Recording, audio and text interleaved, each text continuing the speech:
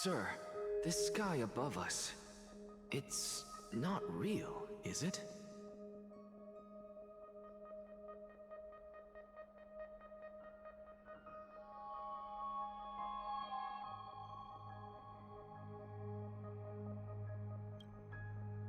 Of course not. This is just an image from a projection device used for educational purposes. A simple trick. The day-night cycle has been lost to this world. So that students like you may still learn about the night sky, astronomers have harnessed the Titan's miraculous power to manipulate the light, projecting the nights of the past here for you. Much like how the sky above the Holy City is also illuminated by Kefali's dawn device. So, the skies of Akama are fake too. You mustn't conclude that, Inoxa. You should know that only a child would expose a trick and be proud of it. Often people know more than they let on. They simply choose to feign ignorance because they have no other choice. Then they're just deluding themselves. People believe in Kefali's tale of Genesis, accepting wholesale whatever the priests preach. But we're different.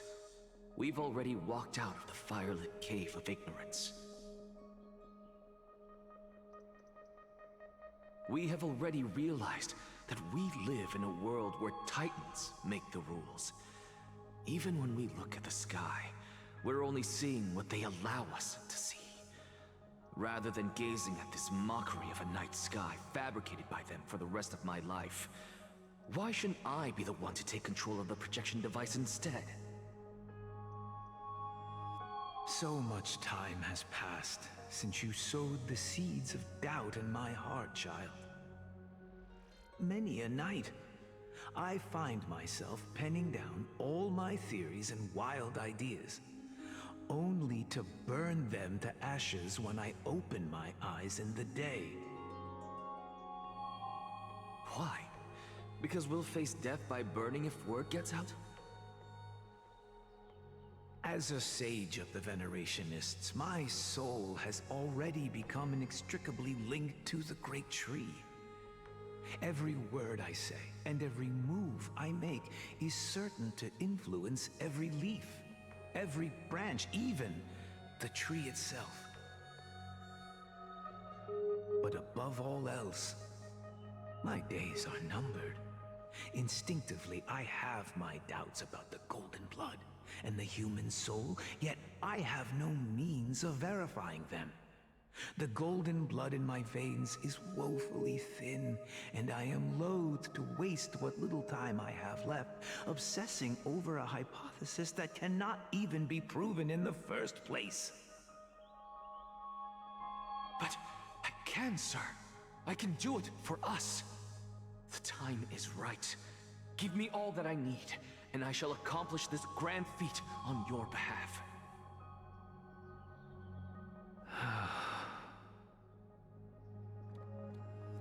You're right. I shall do just that. In the next meeting of the sages, I will spare no efforts fighting for the rights you deserve. Go. Establish your own school of thought. Find out what we are. Become the one who conquers the ultimate truths of the world. Child of humanity. You didn't go to such lengths for an audience with Kefali. Just ask him a few questions, did you? So, you figured it out. If I were as foolish as Adromus, perhaps I'd throw myself down and prostrate before their greatness, begging for the gods' prophetic wisdom. Well, Sorry to disappoint, but I'm no Dromus.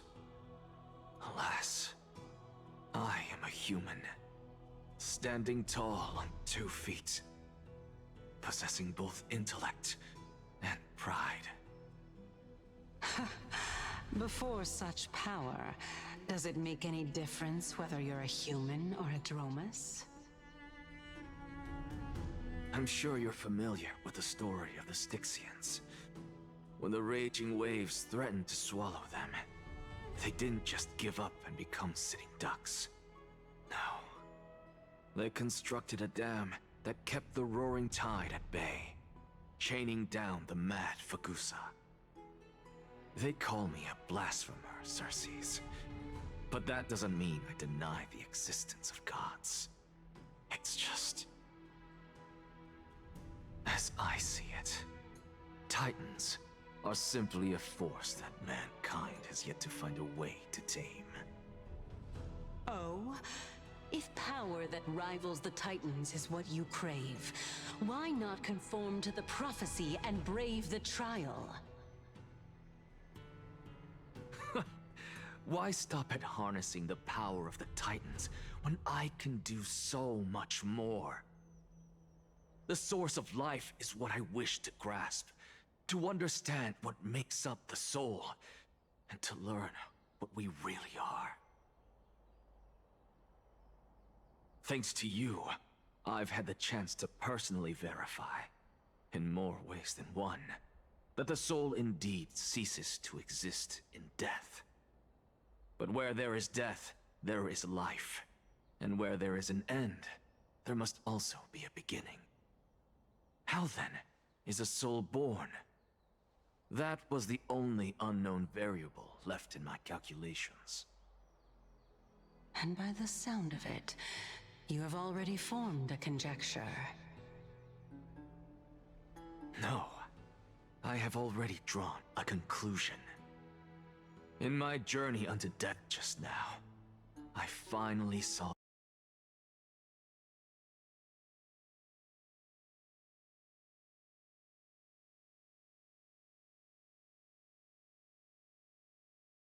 by a thread. I must ask you to refrain from taking any unnecessary steps. Of course. I'll bring this to a conclusive end, and give you the answer you so desire. However, in accordance with the principle of equivalent exchange, I must also demand from you what I need. As you wish. Don't you care to know what the price might be? It's a matter of uncovering the truth about the Death Titan and her survival.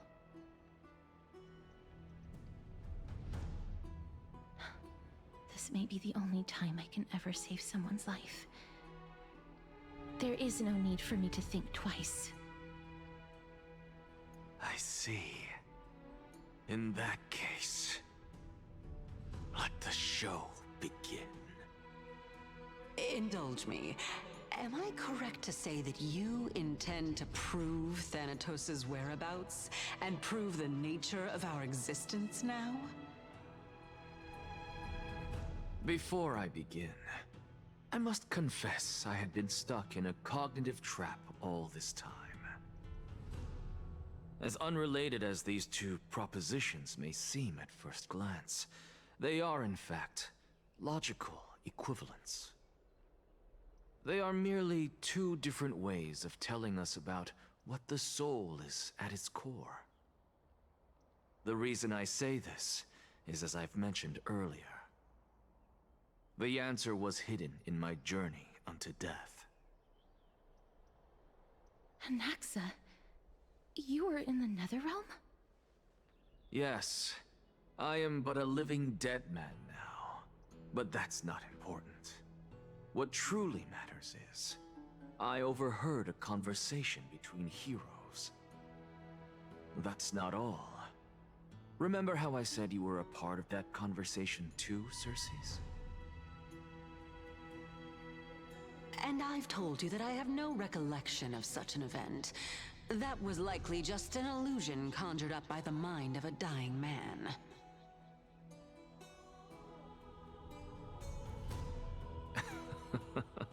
Of course you would remember. Because that wasn't you. That was Calypso, one of the 7 sages of the Grove. Calypso? That's the name I made up on a whim when speaking to this girl. How do you know of it? And surely you jest. Don't you think I, of all people, would know if that were the name of one of the 7 sages under the shade of my tree? Don't you claim to know the Grove's past like the back of your hand? It seems you've lost even the memories seared into your soul.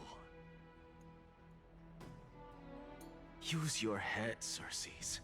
Since all of this took place in the realm of the dead, it stands to reason their likenesses are of souls from the past. The living cannot step foot into that world, so who could they be? Think about Calypso. Why does she share your likeness, yet you have no idea who she is? The answer is evident, is it not? Those fallen heroes are the mortal incarnations of the Titans before their ascensions to godhood. The gods aren't master creators born out of thin air, and they are no different from humans, because they all evolved from one.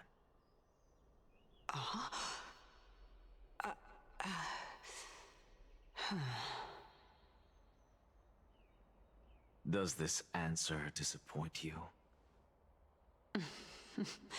Yes, because you've answered nothing. If I truly was once human, as you claim, then where do the children of humanity come from? Even on the off chance that you speak the truth, this brings us no closer to grasping Thanatos' whereabouts. How are we to find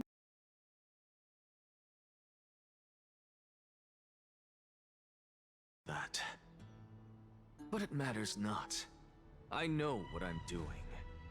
Actually, why don't we have this supreme being standing before us tell us everything? You can revive a Titan? Humans cannot return from the dead. Neither can gods. But all we need to do is look at this from a different perspective, and the problem will resolve itself. The solution is simple. Just like what you did to me. If I'm reborn as Kefali, I can rebuild the world and all within it as they once did. Simple, is it not?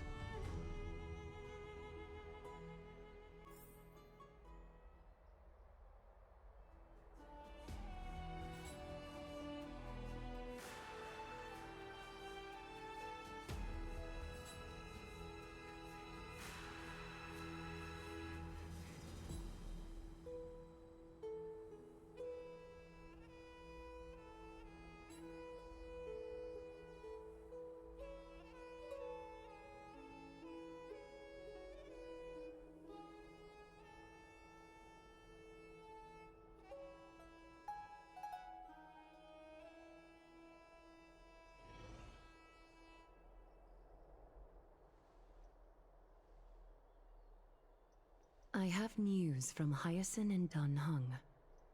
Anaxa might be trying to do something with Kefali's divine body. Kefali? But what could Anaxa want? Is the Council of Elders going to sit around and let such a sacrilegious act unfold? That is not possible. He is indeed the great performer, capable of fooling anyone and everyone with his tricks.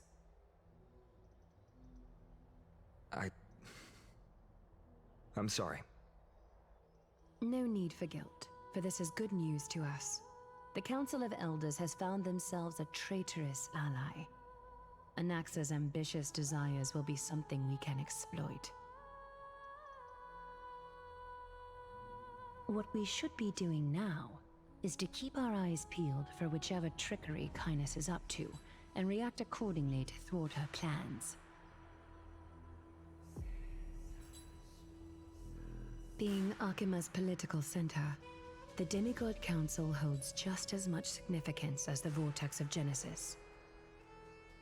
Someday, after my duty is over, this site will take the place of the battlefield where you hunt gods. Become the next challenge you are to overcome. Till then, it's best to get used to this place as soon as possible.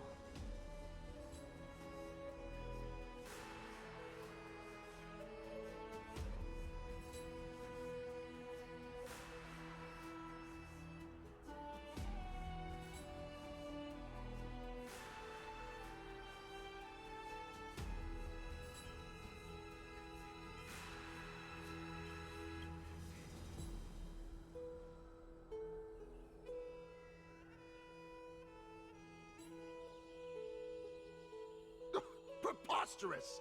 The Christos heirs only have their standing because of the Council of Elders! How dare they trample over it!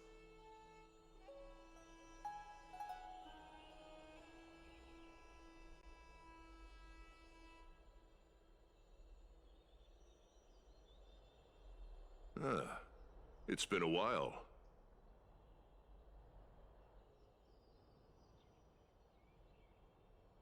What is that supposed to mean? Is this really the sort of person that the young lord praised as a ferocious warrior?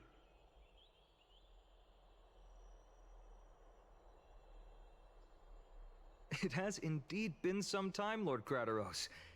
What brings you here in such haste?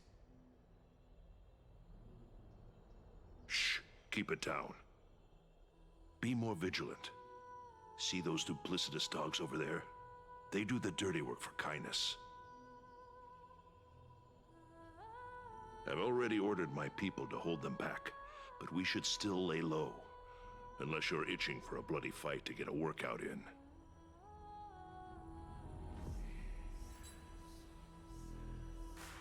My bad. So, did something happen? Did you hear thunderclaps last night?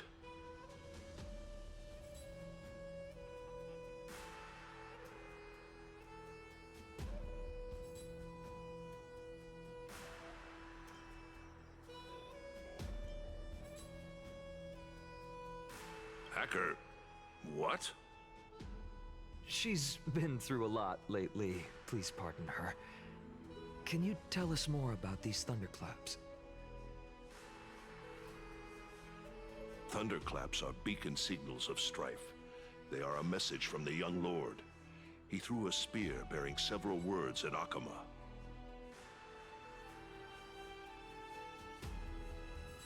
Watch out.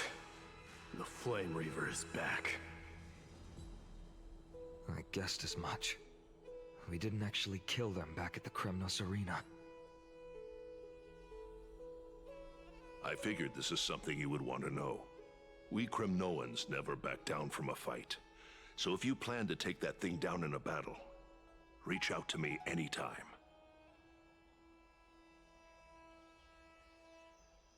You have my gratitude. I will let Aglaya know about this right away. Remind her to be on her toes while you're at it. That vicious Kynus has been unusually active lately.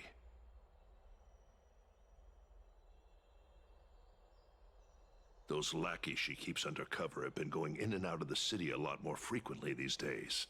Some even seem to be getting Kremnoans to defect to the Council.